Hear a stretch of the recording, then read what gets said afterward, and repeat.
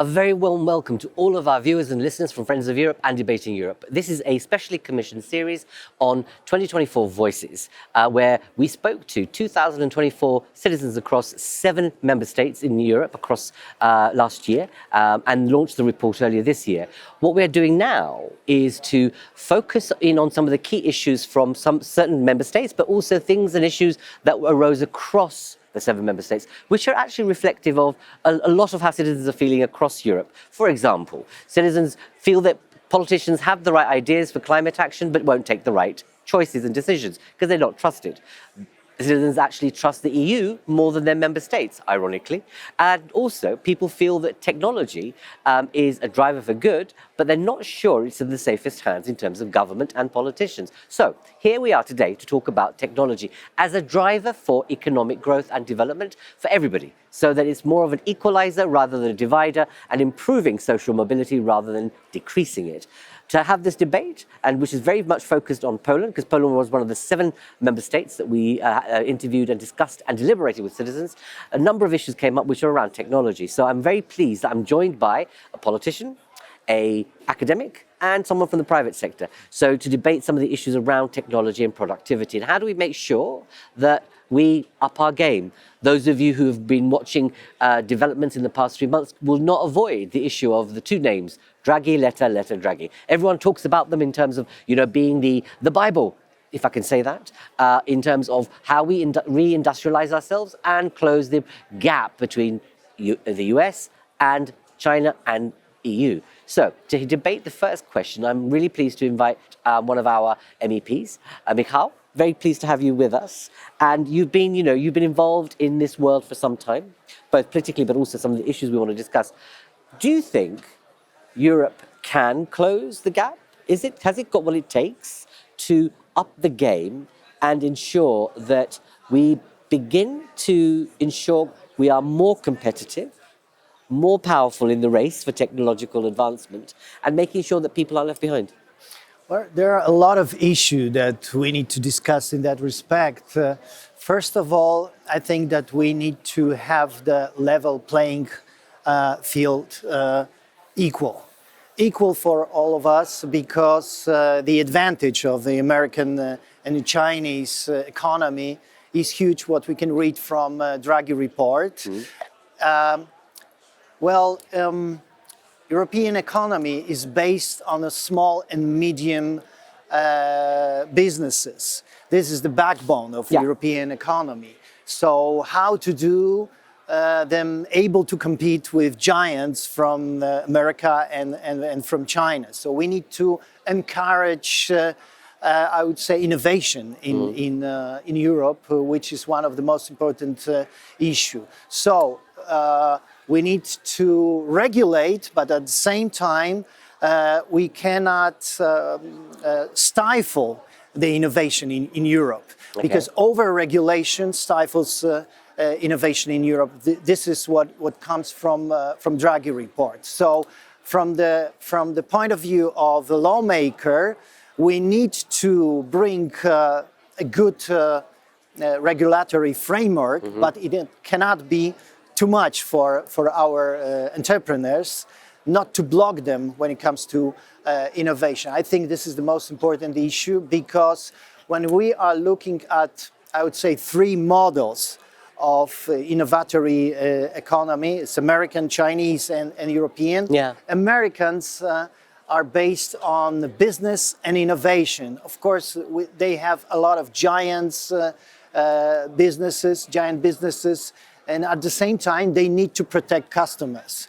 In China, we have a huge innovation, a lot of money, protection from the state, but at the same time, no protection of human rights. Right. And in Europe, we are more focused on ethics, on human rights, but as I said, the innovation is stifled, and that is our problem. So we need to open it. Do we have that capability? Do you think the new mandate, Ursula von der Leyen's new kind of playbook, her new commission that's just been approved, do you feel confident that she's got that message?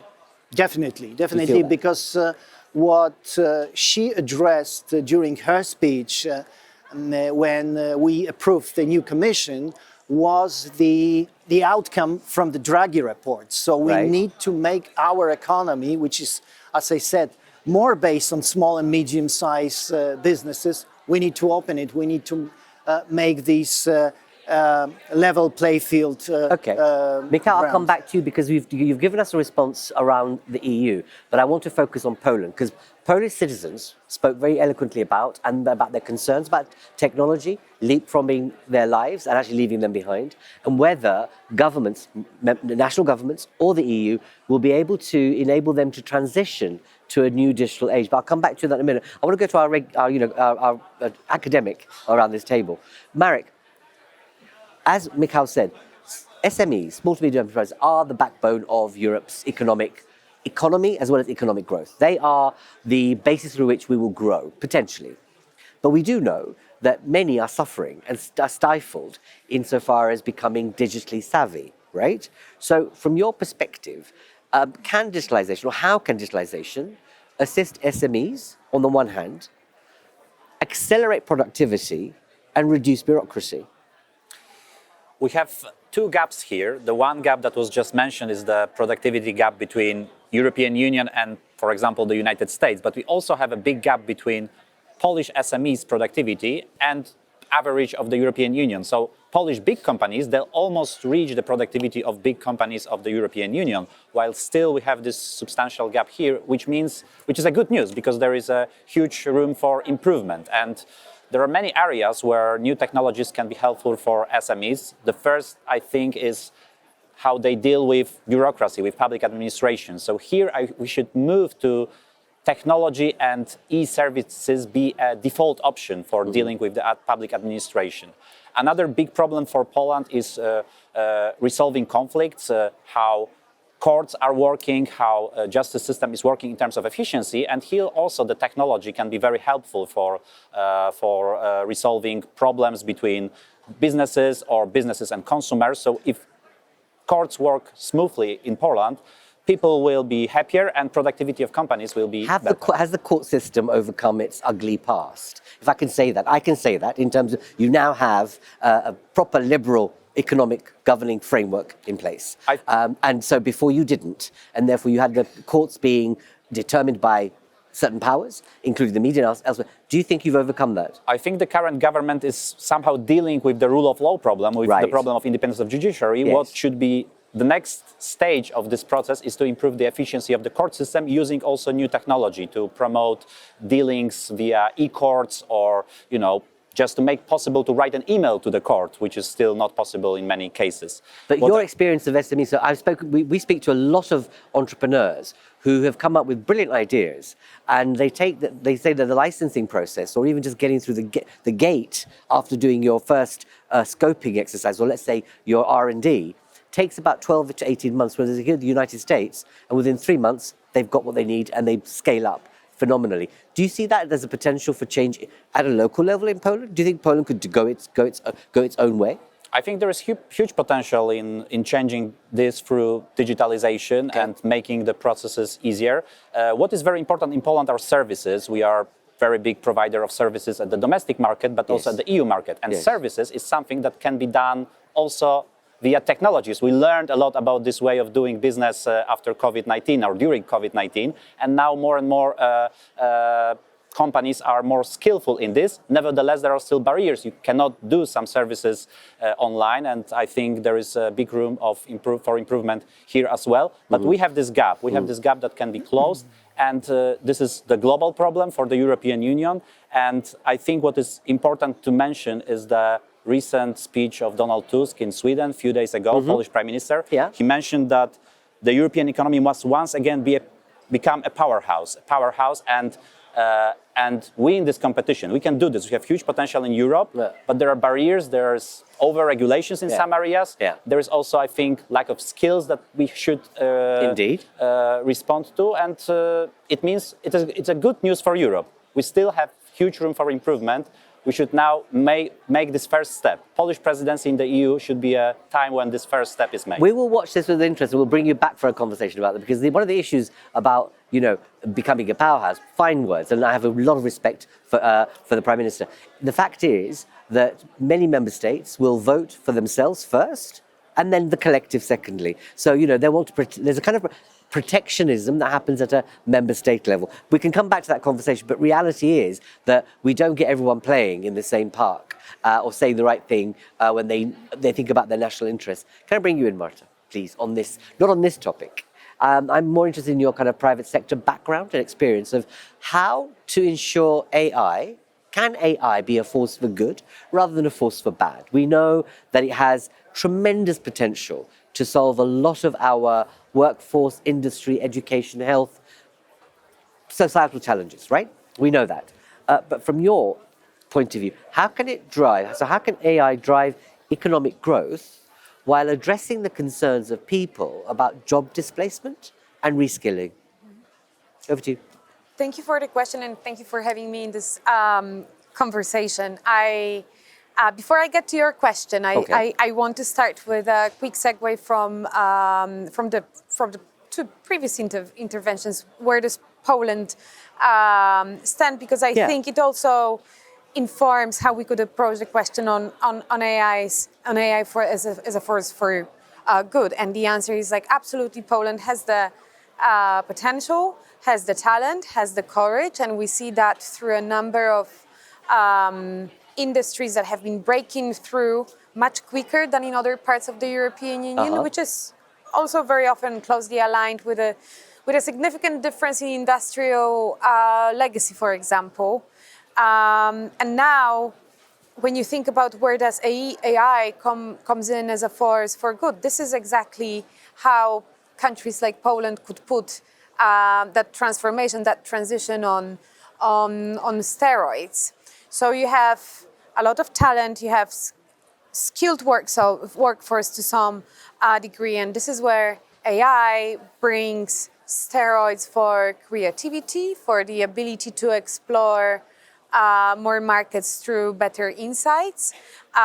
You have fascinating automation that responds to the challenge of workforce shortage, which is a fact for, again, so many places in Europe.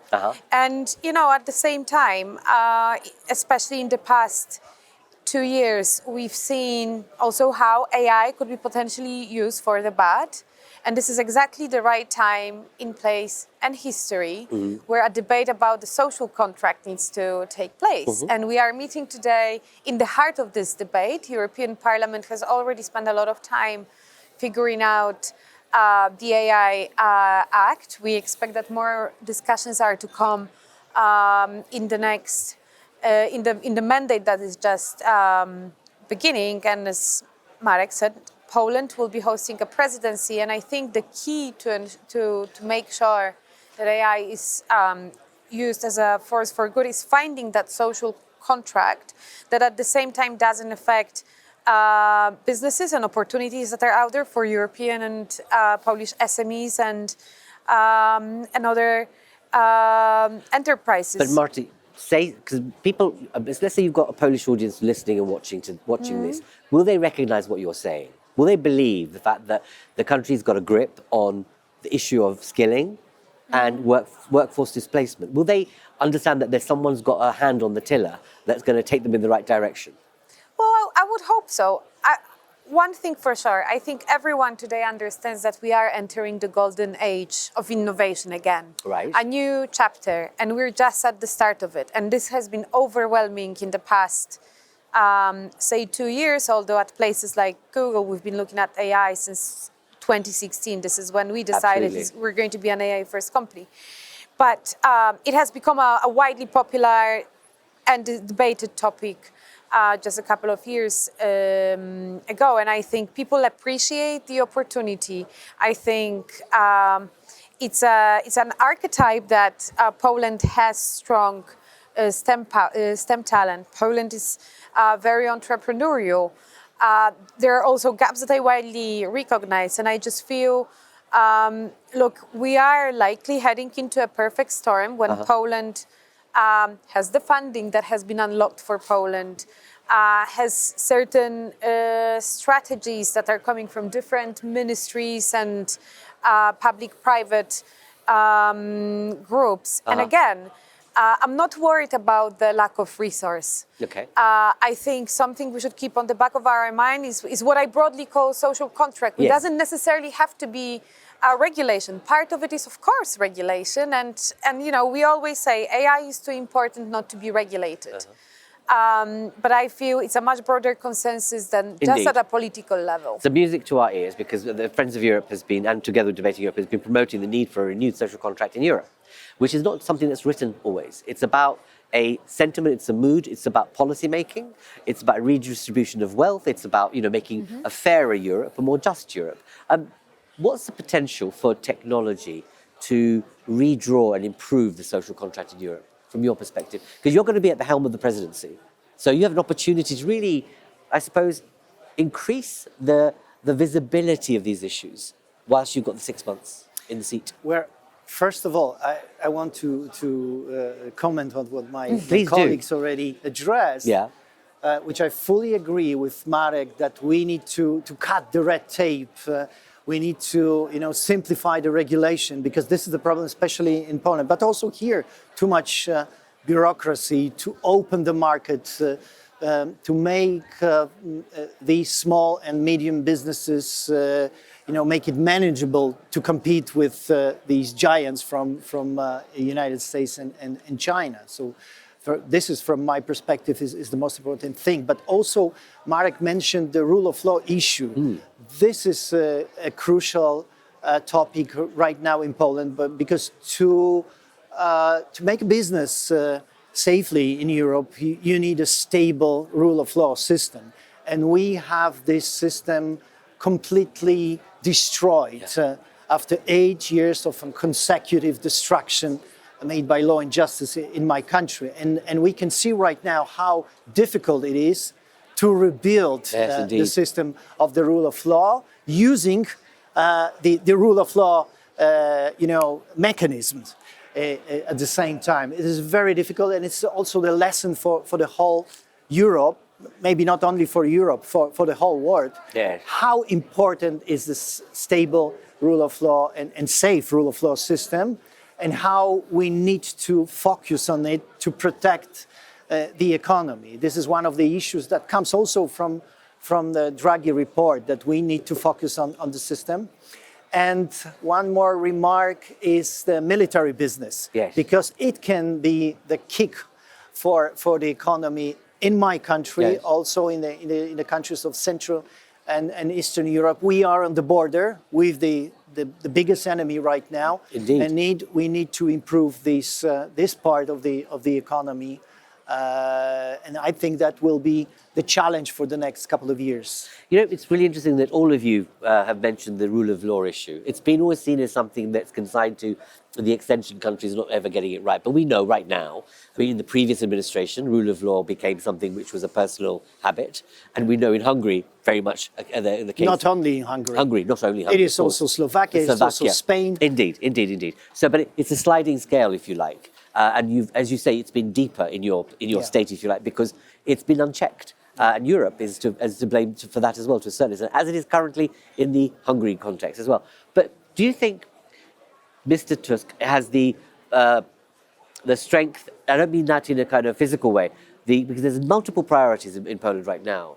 The judiciary or the rule of law can be a very powerful enemy when you're trying to do things in your country. Will that be a target or a priority during the presidency? This is one of the priorities, definitely, to stabilize the judiciary system in Poland, but also to show to the world and to Europe that this is the successful story in Poland.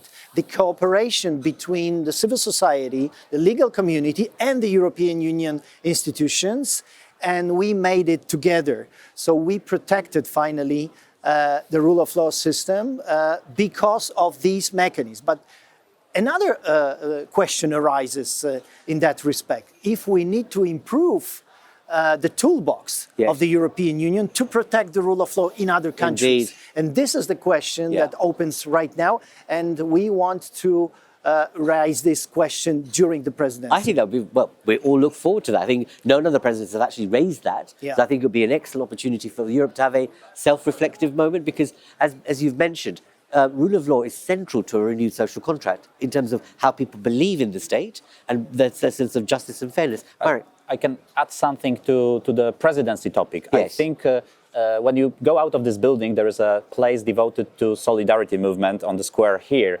And apart from solidarity, Poland is also known from successful but very radical economic transition 35 years ago. Yes. Maybe Poland should be also now the leader of technological transition, some technological shock therapy in the European Union. And we have these best practices from the past. So it is why during presidency it should happen. And this is about this, big ideas. But when we move down to the level of SMEs again. I recently visited the place where I change tires every year from summer to winter. Right. And they give you this little piece of paper when you put your winter tires in deposit. They have a piece of paper on the wall when they write plate names. Imagine this small company employing maybe 3 or 4 other people. If they use computer, internet, if they analyze data of their customers when they have peak in the services, when they have lower period, they can improve their work, maybe provide some other services, develop their companies. So there are thousands of companies like this in Poland. If they start using technology,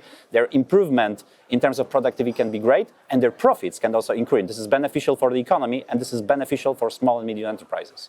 Do you think that will become a focus for the presidency discussion next, in the sense that presidencies can come and go, but very little have I seen the opportunity where a president's really, it's like the judiciary debate, the rule of law debate. You're going to really kind of focus on 2 or 3 things which you could elevate to a conversation across Europe about Europe. I'm currently the member of the NGOs Council for the presidency, and I observed the discussion. Initially, 6 months ago, it was mostly about security, about the war in the East. And the recent discussions are more and more about the economy, especially after the US elections and also the discussion here about the European Commission. There is more and more concern that we should do something to compete with China, also the US economy. And technological change is one of the opportunities where we can actually improve our productivity. So I am really hopeful that thanks to Polish presidency, but also to impact that we should have as private companies, as academia, as NGOs, as European Parliament members on Polish government, we should push them also somehow to make sure that important decisions are made in Poland. I think we wrote great report by Draghi, by Letta, but we should end writing reports now. Now there is a time for decision making. Absolutely. Many have discussed in many of our debates, a lot of people across sectors have said that this commission should be a commission of implementation, but not more policy making. What's your view in terms of AI? As you said, it's quite historic at the moment. Europe has led in responsible governance and regulation, one might say, about AI. Does AI have the potential to reset the social contract or to destroy the social contract? I think you just gave 2 very extreme options, and I think the truth is somewhere in the middle. And as Marek pointed out, we will see the use of AI exactly with processes around judiciary systems. We're going to see a ton of it in healthcare, and this is where I would argue this is going to improve our social contract. If we're going to stop identifying healthcare as one of the most divisive issues within public policies, that's definitely progress. I have to say, I'm not concerned that the EU institutions would not take AI seriously in terms of responsible approach. I think this is also, as Marek pointed out, I think the key question is how can we really use these tools to leverage the potential coming from European economies, including the economy of Poland, while at the same time safeguarding responsible approach, which, hey, is also part of rule of law. Yeah. Rule of law are not only extreme examples, but part of the rule of law is exactly figuring out how technology can enter into our lives, sticking to it, coming up with policies that are, on the one hand, securing but also enabling. Another aspect relevant for the context of rule of law and AI is what message does the legal system send to European entrepreneurs that would like to become AI players. This is not something that concerns a company like the one I come from, Right. but certainly many European entrepreneurs.